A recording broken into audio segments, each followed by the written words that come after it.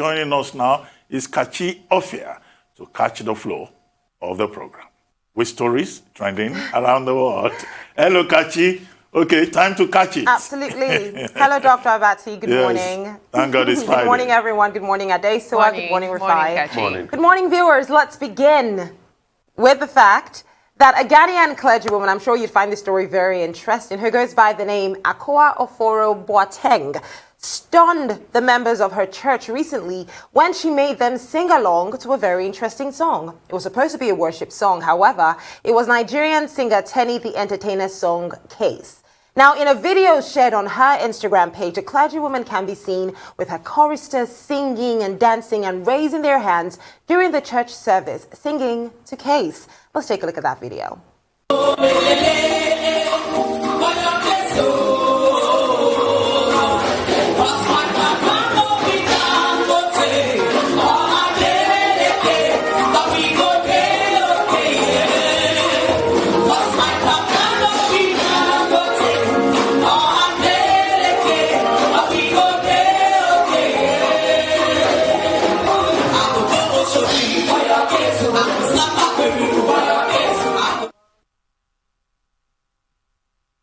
Now, it is, I go call MC Oluomo. Is that part that I just lost it at? Because I can understand the beginning. Maybe they're trying to say, you know, their God is bigger than anybody that they know, whether it's Dangote or whoever. But then, how does the MC Oluomo part relate to worship? I try to make sense of this, but I'm finding it very, very, very hard to do. It's not working. Well, you're not the only one finding it difficult. I'm stunned, but I think I'm speechless. How did that song get to the church? Well, these days, all kinds of songs get to the church just to inspire people. Many of these Pentecostal churches, they not only provide spiritual food, they also provide entertainment. And, they ended up by saying, well, God will take your case to Oshodi, and they will intercede on your behalf. I'm sure half of that congregation, they don't even know where Oshodi is. And they probably do not know who MC Oluomo is. But this is the power of music, the power of culture. And the language of music or dance is universal. That is what this has proven. That, a popular song in Nigeria will make its way to church and will be adapted for spiritual purposes. I'm sure that Tenny herself, will be quite excited that, that song has become a major cultural export in the same manner in which a person like Kwamwan will be excited that his song Adeoriokin is even played by DJs in the United States. So this is what it is, the power of culture. Mm-hmm. And Nigeria has been able to produce, quite a huge population of cultural ambassadors, be it in Nollywood or in music, Davido, Wizkid. I mean, these are, global superstars. And even what's his name now? The African giant. Burna Boy. Oluwabona. These are persons who have become real icons, global icons. And I can only say that this is really exciting. And, Tenny must also be very happy. Tenny Akpata, that's her name, Tenny Ola Akpata, must be very happy that our music is making impact across borders, across boundaries, from the street to the house of God. Archbishop Tenny Makanaki. What our church is becoming these days is quite very, very sad. Yeah, the cultural aspect of the music. We celebrate the fact that the songs are doing well. They are being played all over the world. And big shout out to Nigerian musicians. When Chelsea did win recently, they were playing a Nigerian song and dancing to it. The Chelsea footballers and the likes. I'm happy, but not in the house of God. Not in the house of God. And you see, we need to learn how to draw the line. There are songs for spiritual worship. That's worship unto God. For your case, it's a love song. I go call MC Oluomo. Is MC Oluomo not bigger than God? Do they even know the importance of what they are singing in a place of worship for God? I mean, you can go and do your secular thing in a different place, but leave MC Oluomo and Oshodi and Dangote and Adeleke out of it. It's best we do that and leave the church for the church. What is this becoming? Because the clergy person likes the song, you don't have to put it and impose it. That's what they are saying about the church. That people, they just say because of their own personal preference, they have to bring the song to the church and sing and dance and groove to it. And you see the way she was lifting up holy hands. I go call them, see, what is this becoming? What is society becoming? Like I said, Rufai, that was the part of the song for me that I what is society didn't becoming? quite understand. You know, you see, they were and just it's not saying, only in Ghana. That's how a church in Nigeria invited Korede Bello to come and do God Win, a special number in church. We saw that it happened in this same Nigeria. Invited Korede Bello as guest minister to come and do God Win. Please, let's leave the church for the church. After the church, you can go out and enjoy the secular music. But let's leave the church for the church. Well, you have not seen churches where they play Fuji music. Jesus Christ. And where they even on the devil. have special dancers who will keep the men excited with their kind of movements in church. Some people go to church because they want to go and enjoy themselves, listen to good music. It's part of the packaging, for churches these days. So this is not an isolated case. So in fact, some churches invite comedians to come and encourage the congregation. Yes. Jesus Christ. You have not been to some churches where the women are why are we sounding like this is news? It happens. It really does. There are certain comedians that are not new, does not make it right. There are certain people, and let's not forget that as much as these people are comedians, they are also Christians too. Like you mentioned with the corridor, but I think there's a Akpororo, one of these comedians or so.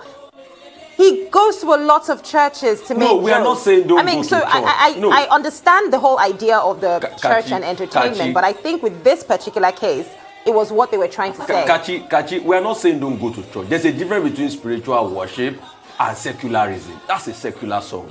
You can enjoy it once you leave the church.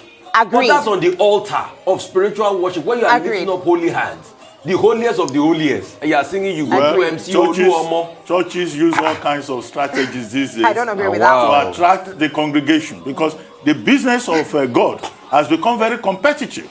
If you have on one street about 5-6 churches, as we have in many parts of Africa, some churches will bring Fuji music, some will bring comedy, some will provide food and drinks.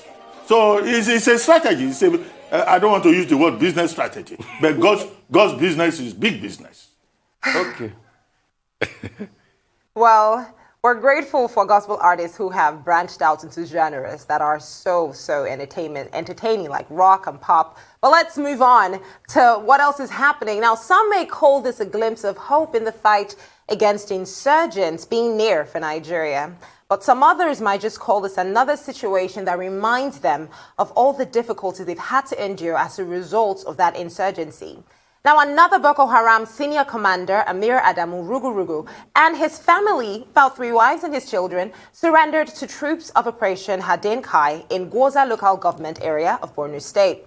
Now, Rugu, who is known for deadly activities against troops and commuters around Mandara Hill and Sambisa Forest in Gwoza area, surrendered alongside his 3 wives and his children. Now, a resident of the town who confirmed the report to journalists praised Allah. However, Nigerian military had claimed that exodus surrender was as a result of sustained land and air bombardments of their enclaves and hideouts in the northeast. Now, we saw a similar situation like this earlier this week, where there were a couple of Boko Haram insurgents who had come out to say that basically they were asking for forgiveness. And the reaction was very swift to this, with a lot of people saying, if only it was that easy to just ask for forgiveness. And I mean, if that's the case, everyone should just say they're sorry and they should be be forgiven. Anyway, we'll come back to this conversation. Let's head out to a quick break now on the morning show. We'll be back with this conversation.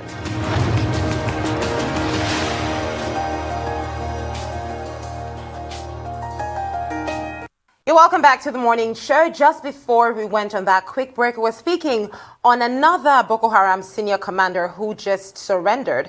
Similar to the situation earlier this week where we heard that Boko Haram insurgents were asking Nigerians for forgiveness. And I asked the same question I asked before the break. If only it was that easy. I'm sorry, and then it's all over. Why are we even tolerating this? Well, that's not okay. People should be made to face consequences for their actions. But whatever the military is doing, we must commend them. In recent days, we've seen top commanders of the Boko Haram insurgents surrender to the Nigerian army. So whatever it is they're doing, the strategy seems to be working. The Defense Headquarters yesterday released a statement saying that the arrest 2 weeks ago of the bomb expert for the Boko Haram, I think his name was Musa Adamu, popularly known as Malam Musa Buja, has led to some of the gains we are seeing in recent times because it's helping to deplete the Boko Haram and ISWAP members. So that's good. But like I said, and I do agree with you, that it's not okay to say you're sorry and we move on. No, it's not okay. You've done the crime, you face the time.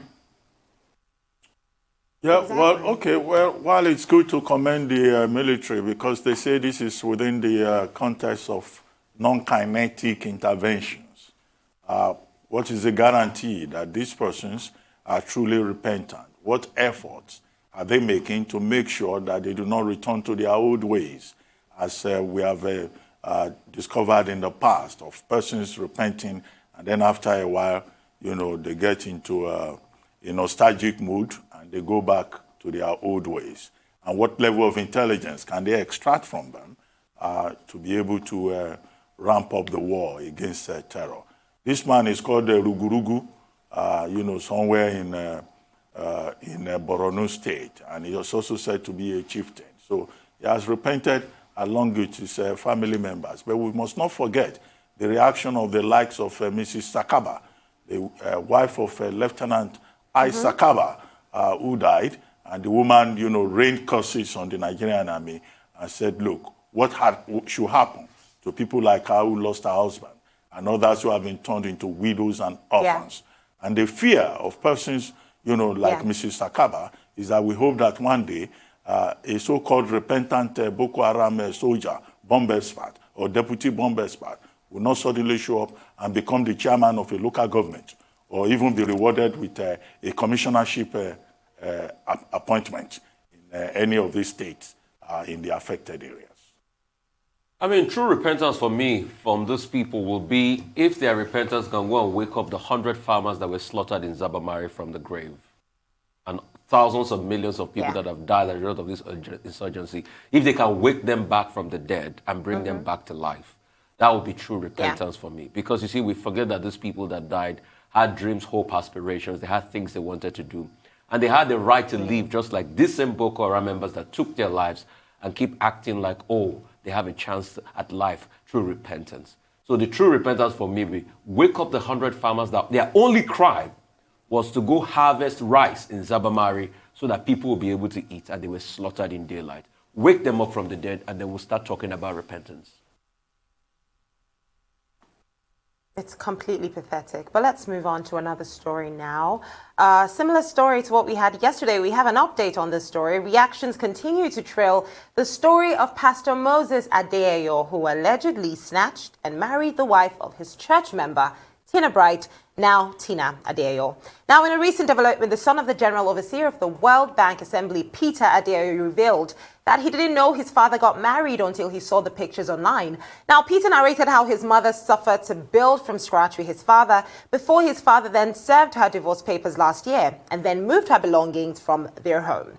Meanwhile, Tina said no one snatched her and that she left her husband, Bright Ben, after 11 years of severe abuse and threats to life. She added that Pastor Moses picked her up and gave her a new lease of life. She also denied having an affair with the pastor while still being with Bright, her previous husband. Well, before we talk about this story, let's take a look at an old video of Tina Adeyo celebrating her pastor, now turned husband.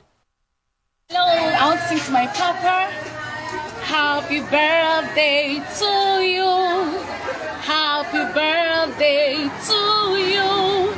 Happy birthday to my father. Happy birthday to you. Okay, well, I mean, let's open up the floor for this one because this is a lot. Oh, okay. This is why I say I should go. Dr. Vasu, go ahead. Over to you. the gentleman, Mr. Ben Bright. The matter started when he issued a statement on Twitter asking the question, is the house of God the house of confusion? Because, yes, he may have been having problems with his wife, and then he went to this same pastor, this Pastor Moses Adeyo of the World Bank Assembly International. World Bank Assembly. World Bank Assembly International in Port Harcourt to seek counsel, not knowing that it is the same pastor that has kept his wife in protective and amorous and scandalous custody for up to a period of 7 months, only to see pictures of the pastor, married to his wife, kissing his wife, and the man raised an alarm that this is his wife of 11 years, being snatched for him by his own pastor. Some of them refer to their pastor as daddy. So this was daddy, snatching a member's wife, and he's so distressed. Now the woman has come forward to say, well, she left the man after 11 years of abuse, and that nobody snatched her, that she willingly gave herself to the man. And when you have the son saying that, look, his father did not divorce his mother, and that his father is still legally married to his mother. So what are the issues here? One is the issue of bigamy. Bigamy is a crime under Section 370 of the Criminal Code, and under Section 387 and 388 of the Penal Code. If you are guilty of bigamy under the Criminal Code, you are guilty of, you will be sentenced for 7 years. In the North, you will not only be sentenced, there is also a fine. But bigamy is one of those dead laws in Nigeria. The body of laws in it, you really can't find heavy case law because we have a dual legal system. People marry under the Act, they also marry under customary law. So but there is a problem of bigamy here. Mm-hmm. Maybe Pastor Adeyo's wife will push the matter and sue for bigamy. And maybe Mr. Bright will also sue the wife if indeed they have not been separated. Because under the law, as stated in Hyde versus Hyde, marriage is between a man and a woman to the exclusion of others. So if you go beyond that, then of course, you may have committed bigamy. And Section 35 of the Marriage Act is also very clear. The other issue here that we are dealing with is adultery. Adultery is also a crime under the Penal Code in the northern part of the country. Section 388 of the Penal Code frowns upon adultery. Now, in the southern part, there is no, adultery is not an offense. It's a crime, but it's not punishable. It's not under the law. It can only be a ground for divorce, as established in Ibiabuchi versus Ibiabuchi. But the man has to say he does not agree to it. If he condones it, well, in Alabi versus Alabi, then the court will not inquire into the matter in any way. The only option available to Mr. Bright is to sue for damages, compensatory damages. If your wife is guilty of adultery or your husband is guilty of adultery, you can sue for damages. So I urge Mr. Bright to sue Pastor Adeyo for damages, for emotional abuse, for snatching his wife. It's not adultery is not an offense in southern Nigeria because a woman is not considered a chattel under the law. But in the northern part of Nigeria, yes, you can sue because it's a crime in the northern part of Nigeria. So the final part is, how did the house of God become the house of confusion? And adultery. A man that is supposed to minister to the congregation is now engaged in coquetry, in bigamy, in adultery. I think Pastor Bright, Pastor Adeyo should be reminded that he may be guilty of both bigamy and he may have to pay compensatory damages to Mr.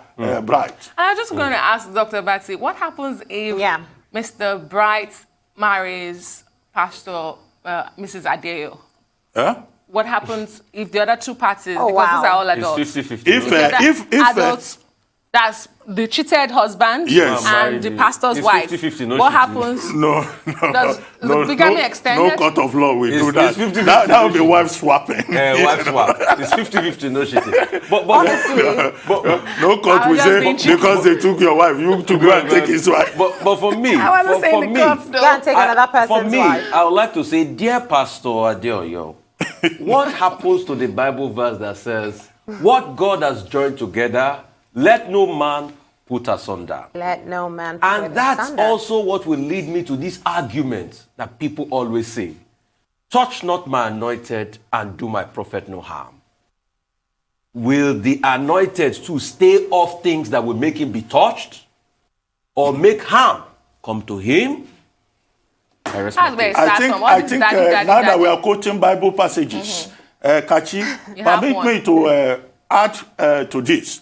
Pastor Adeyo should please take his Bible and check the 10 Commandments. The sixth commandment says, thou shalt not commit adultery. Yes. And expressly, Mr. Ben Bright is he's accusing Pastor Adeyo, who is supposed to be a man of the word, for violating one of the 10 commandments in the Bible. Thou shalt not commit adultery. This is a pastor now providing leadership in that direction. You should know better. Anyway, thank you very much, Absolutely. Kachi. Thank you very much indeed. Thank you so much for having me.